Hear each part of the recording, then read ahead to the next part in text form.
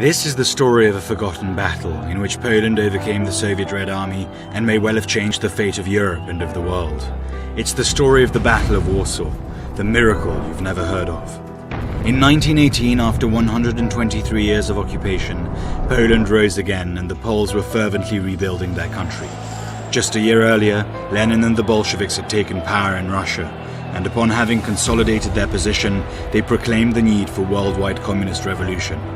Poland was the Bolsheviks' bridge into Europe, and thus needed to be conquered first. In July 1920, Soviet General Tukhachevsky ordered, "To the west, over the corpse of White Poland lies the road to worldwide conflagration. Onward to Berlin, over the corpse of Poland." The communists preached freedom and equality, but the bayonets of the Red Army brought only misery and death. It wasn't just the independence of Poland that was at stake.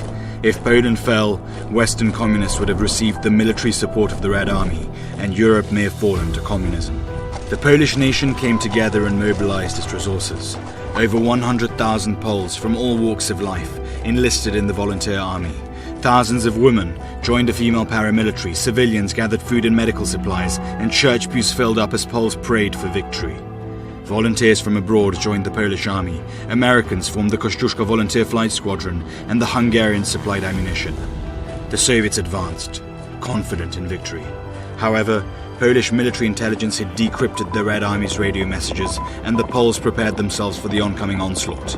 This was a war of worlds, a battle between European civilization and communist totalitarianism.